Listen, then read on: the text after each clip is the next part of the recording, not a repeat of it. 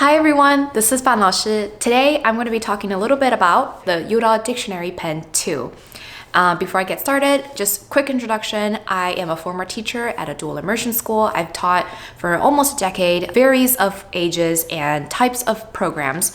And I was and still am a language learner. I've used different dictionaries before. I've used dictionaries like the hard copy. I've used it since I was a kid. This is like the OG version. And then later on, when I started to study on my own, whether it was in college or in school, I started to use, this is a Besta dictionary. This is like 10 years ago. I used this when I was studying languages back when I was in college. This was an investment and a lifesaver. So I've used this before too. I've also used Google Translate. I've used also mdbg.net, which is a free service, and still to this day, I am still using it. I recommend it to all my colleagues, all my parents, all my students. It's just a really good resource. So I have something to compare this to. As a disclosure, the company did offer me a 25% discount to purchase this pen. So I ordered it with a 25% discount, and the pen came January 13th. So the review after I received it. Correction, this review was made 2 weeks and a day after, not a week. This is not a paid review, nor is it compensated by the company. The company didn't get an early look at this review, which means YouDao is watching this review the same time as you are. I'm going to be very fair in my review. If there's something I really like, I will share it. If there's something I don't like, I will tell you. So to get started, this is going to be what the pen looks like. It is actually pretty sturdy. It has glass top for touchscreen. There's a premium button, and the body of the pen is actually pretty solid. The top is glass, except the tip, that is not glass. The tip has a window for the scanning. There is a button in the front, so if you click on it, if you press it, it will activate the light and activate the scanning process. There are two buttons, one for the on-off button and the home button. The home button is pretty premium, like if you can hear it, it feels really nice.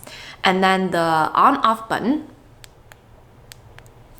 is not as quiet, and it's very different from the home button. What I really like about the body is that the scanning portion, it is transparent. Even though there is a window here, you get to see what you are scanning, which is actually really cool because, when you're highlighting, sometimes like you don't really know when to stop highlighting. And there are some highlighters now that gives you a little window, and this is like the same concept. And I thought it was pretty brilliant. If you want to see what came in the package, there was a manual, there's also a charging cord, but not the plug, the outlet that goes into the wall.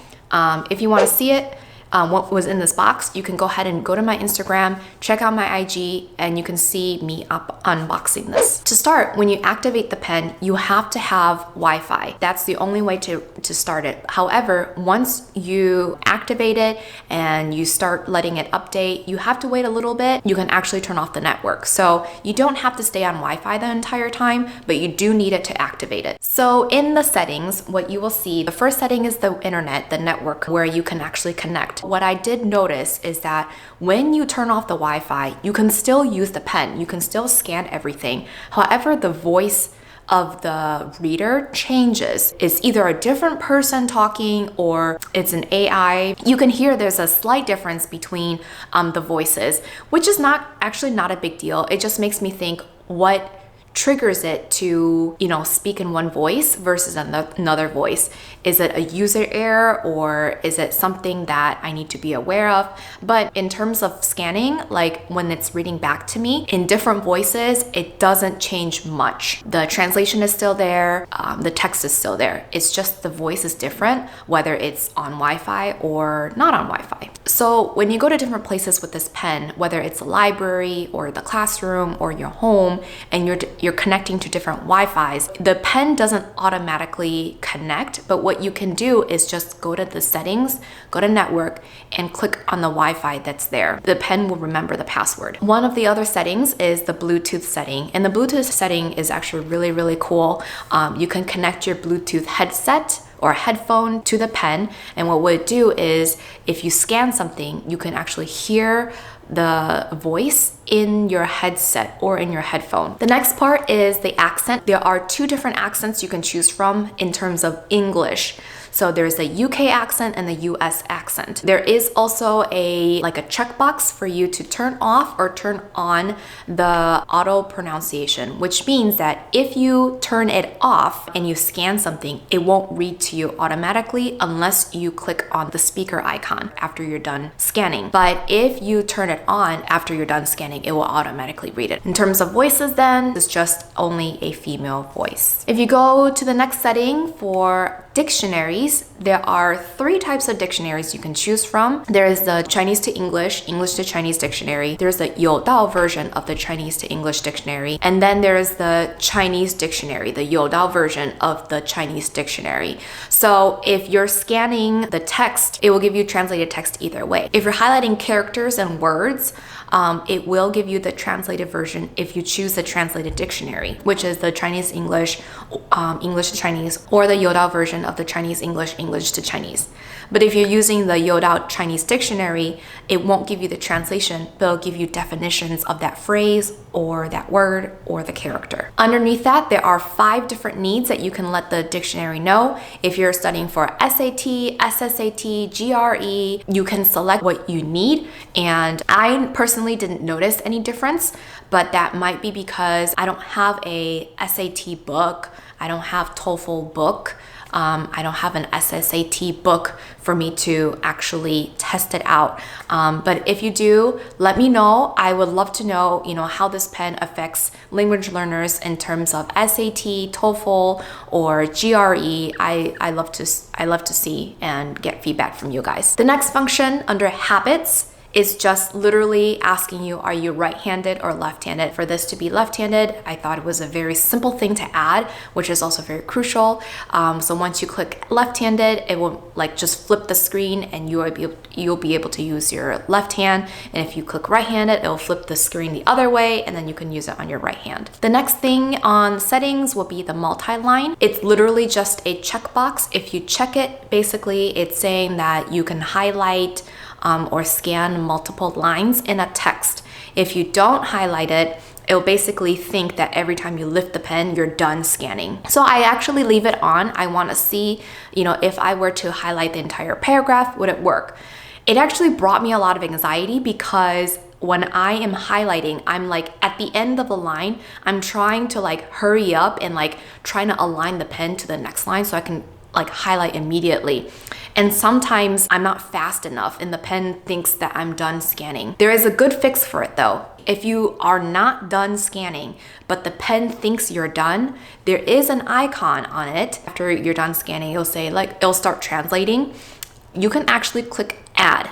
And when you click add, you can actually continue to scan.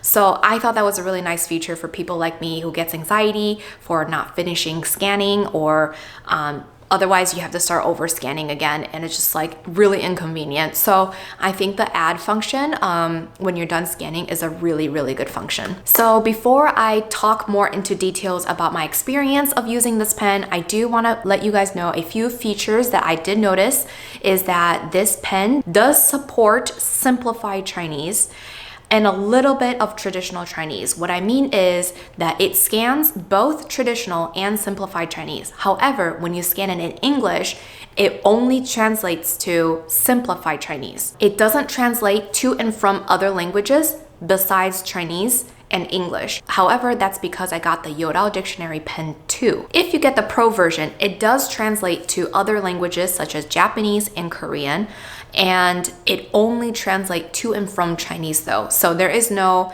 pen that can translate to and from English to Korean or Japanese to English. There is no such thing yet. I'm hoping that they will have a new feature coming out soon, and hopefully they can add Cantonese as well. But I haven't heard anything from them about this yet. And if I do, I will update you. Make sure to follow me on Instagram so you get updated on this, and I'll let you guys know as soon as possible. The pen did come about half battery full, 51% to be exact, which was fine. It got me started, it got me activated, and then I charged it. With that all aside, let's go ahead and into how my experience was with this pen. So when I first started scanning it, I was just really excited. I scanned literally like as many things as I can come across. Packages, books, signs, legal documents, just like anything with text, whether it's Chinese or English. When I scan it in English, it will give me a simplified version, and I am able to actually click on the scanned text, whether it's English or Chinese, and it will give me a definition and or pinyin with the phrase that I selected. So after I scan it, I will be able to click on the terms that I scanned and then find more definitions and more details on which phrase I want to know more of. However, that is only clickable in the scanned portion. The translated portion is not clickable. It's just letting you know what it translates to. The pinyin doesn't come up right away. So if you want to know the pinyin of a specific character or a specific word and you scanned it, you can go ahead and click on it in the pen. If the pen scanned incorrectly, whether it's user error or it just didn't pick it up the right way, what I had to do is wait for it to like finish thinking, and then I have to rescan it again. So that was a little bit of inconvenience for me. I can see it being an obstacle for those who are learning the language, because sometimes you might not catch that the dictionary didn't pick up the correct character or pick up the right phrase. I did notice though that the bigger the font, the more inconsistent it will be. So this is something I just printed out just to test it. I had font sizes ranging from 8 all the way to 36. And I just tested to see what kind of font size it will actually scan. Just as context, this is written in traditional Chinese. I did put a character in there that can be pronounced 2 different ways. It is a 多音词 or 破音字, just to see if the pen captures it. This is something that I forgot to go into, but by the way, there are characters with 破音字 or 多音词. However, if it's written in a sentence where both of the 破音字 and 多音词 are in the same sentence, it actually just reads it as one of the sound. So the sentence would be 我的头发长长了, but the dictionary would actually read it as 我的头发长长了. It did not scan my smallest font, which is size 8. It's really tiny anyways. The only time that you see this might be like in legal documents, behind a receipt. So I did put inconsistent there as because sometimes it does pick it up. Other times I notice that it's wrong. So whether it's picking up wrong character or it just didn't even register what it scanned. So anything between font size 10 and font size 30, it was like pretty good to go. Which brings me to something that I worry about for children's book, because children's book tend to have bigger fonts, but we'll get into that later. So in order to maintain that 98% accuracy that they claim on Amazon, which I will link down below if you like to purchase, their information states that it is 98% accurate. And in order for the 98% accuracy to occur, my personal experience is it has to have, hopefully on white paper, like black text, white page, and the font size will have to be between 10 and 30 pixels. Other than that, I don't see the 98% accuracy. In fact, I probably see it all the way down to like maybe 70, but that's just like me giving an objective percentage. But in order to have a 98% accuracy, I recommend clear background, clear font size, and font style. So you might be wondering, what kind of text did I test this on? I tested on quite a few. Just to name a few, I did use some labels on packages. I did get some different books and texts. And just to show you, I did try on a few books. I tried it on this book. I've also scanned it on this book, and these are both Simplified Chinese. I have also scanned it on these 2 books, and these are all traditional Chinese. The pen could not read this book, sadly. After way too many inconsistent scans, I decided not to use the book with 注音符号 just because it was not compatible with the pen. The pen would think that the 注音符号 is part of the character, and it will come up with wrong characters, and I just decided it was not a good choice for this pen. I also scanned it on this novel. This is a novel that I have been reading over the last 10 years and I never finished it. And I have used this book, I've read this book for a very, very long time, and I tried scanning it and it seems to do a pretty good job. Some of the other books have bigger fonts, which means there was still inconsistency with the scanning. Some of the sentences, the pen would just like not scan the characters. Especially with this book, this is the size of the text, and as you can see that the window barely fits over the text. Sometimes it is consistent with what it scans, sometimes the translations are wrong. So all in all, I wouldn't recommend this pen to children's book, especially if it has like bigger fonts. However, the pen does scan vertically if you scan text vertically, and if the text is like curved or in like a certain direction, the pen does still register the pen in that direction. I actually never heard it talk until I started to scan the novel 爸爸我们去哪里? And this was like really accurate just because really, I mean, look at it. It's like there's no additional like pictures in the back. The text font is good, clear, good size. I can't see it being inaccurate often unless it's user error.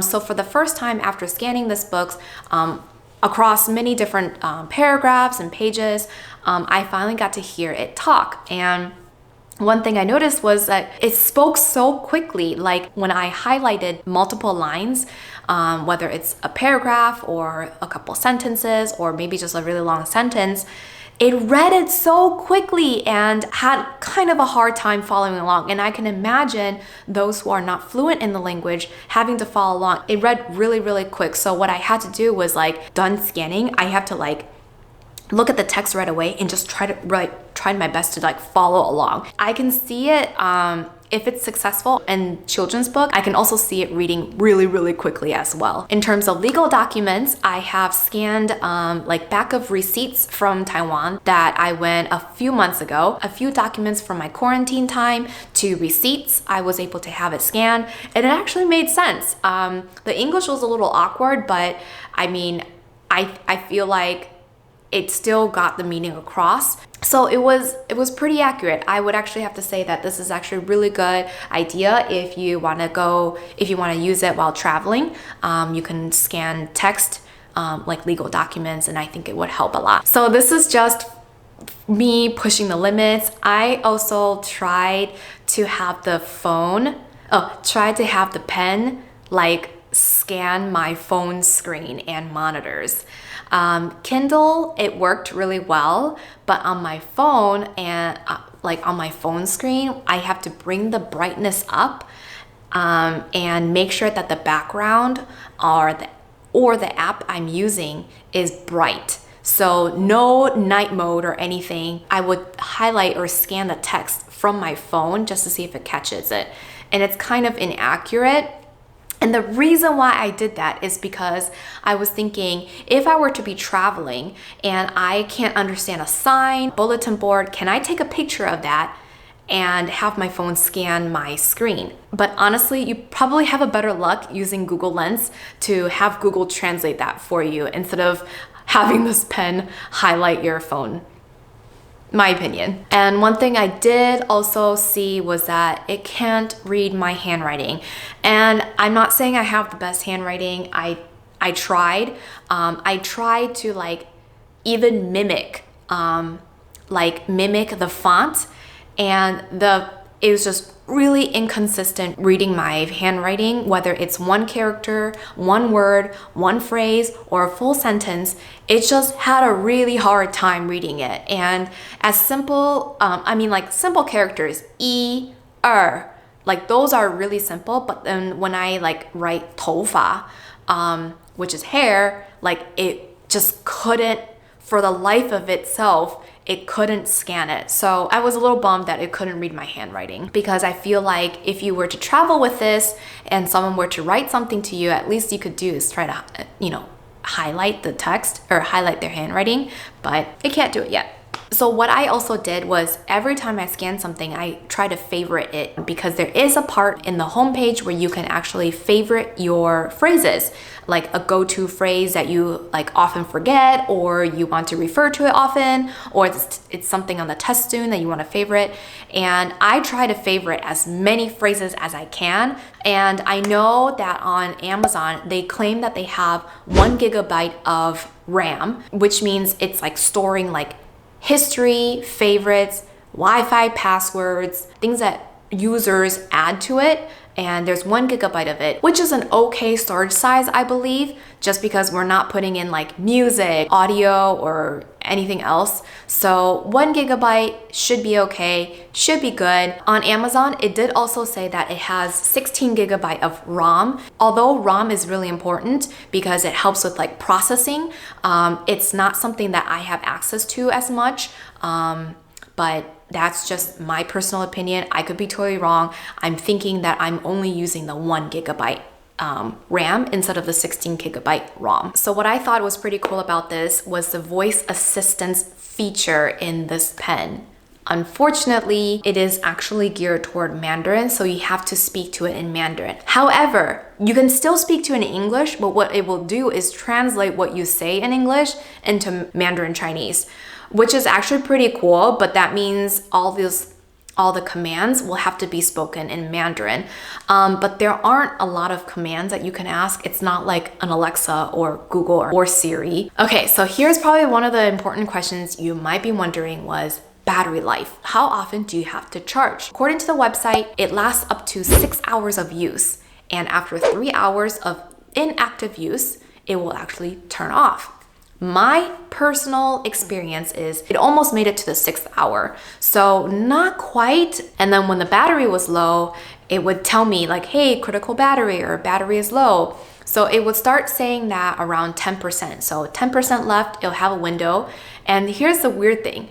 It would tell me, oh, 10%, you have 10% battery left. And I was like, okay, 10%, I can still use it. I click okay. As soon as I click okay, the same window comes up and it'll say 5% battery remaining. I click okay again, and then it'll say 1% battery remaining. After I click that, it shuts down. So if you are down to 10% of the battery, make sure you charge it soon, because that's basically shutting down. So that's what I noticed on my pen. And but when you charge it from like 0 to 100%, it takes about 2 hours. So I'm actually pretty happy that 2 hours is actually a good time to charge full. Okay, so my opinion, comparing to other dictionaries that I have used in the past, you know, it's a solid dictionary. It does what a dictionary would do. It provides definitions, and actually it translates too. So it's both a dictionary and a translator. The reason why I still use Chinese dictionary is because at most times, English translation does not correlate well with what I need to know of the certain phrase. It might give me the closest translation, but it doesn't give me the full meaning of what the phrase I'm looking for means, or what the word I'm looking for means. So the YouDao Pen on Amazon is $160. If you buy it on Jojo Learning, it's about $151. So it is a little bit cheaper on Jojo Learning. I'll still link the Amazon link down below just to throw it out there. I do get small commission if you do click the link down below, but buy this pen only if you think that this really benefits you. I don't want you to be buying it because you think it's like really exciting or anything. Is this worth your investment to discover it and use it? And how long are you going to be using this for? Do you need warranty? Do you need a case for it? Because you can actually purchase a separate case for this. There's a silicone case for it, which I think might be good for kids. So the next question is, who would I recommend it to? I will not recommend it to kids, especially younger kids, because I feel that my heart would drop if the kid's holding it like accidentally drops it. And this is actually a pretty big device, and for like tiny hands to hold it, it's actually really big, you know. It might be a good thing that it's so big, so they can get a really good grip on it. However, it's just so slippery. If you want to get a silicone cover for this, you can, but just For me personally, I don't know if I would recommend like a 5-year-old to use it because, you know, a 5-year-old is actually will learn fine without a device like this. If you are a parent who has children in the dual immersion program or has kids going to a language school and you don't really know what's going on in school because their homework is coming home in the target language, or in this case Chinese, or if some directions are coming home in Chinese, like go ahead, this is the pen that I would recommend for you. I think it will be really useful. I think it would help a lot. However, it's not the only thing out there. Again, I talked about my Besta dictionary. This worked really well. You can still use Google Translate, but if you want something handy, this is handy. I think it will be a really good device. If you are a parent who is teaching your child a target language, but you're not native in it, and yes, it is possible. Go check out my Instagram, I talk about it. This is a good device. I think you can invest in it. However, again, this is not the only device out there that would help you. This is one of the many resources you can use, but not the only one. If you are a teacher and you're teaching in a dual immersion school, just stick with mdbg.net. I swear by it. It's my go-to. Till this day, I still use MDBG. I can live without this, but MDBG is still something I still use at all times. I can read my handwriting. I can type in pinyin and it'll tell me the character. I can type in English and it'll tell me the phrase. I can type in Chinese and it'll tell me the English. It's just great and it has a lot of different functions on it. You can always go to my Instagram, DM me, asking more about MDBG and how to use it, and it has so many great resources. Yeah, check it out if you haven't, mdbg.net. Something I actually do recommend for manufacturer are a few things. First, once you finish scanning, please find a way where you can actually provide pinyin on it, or zhuyin, you know, if you can, but pinyin first. And I think that would be really helpful so that if we can't keep up with the audio, at least we can do is read the pinyin. I think that would really help. Another thing is it would be really helpful if we can actually adjust the speed of the reading when it reads back to us. I just lose track words reading because it reads so fast. My other recommendation is if you can provide 2 different interface between traditional Chinese and simplified Chinese when we scan English.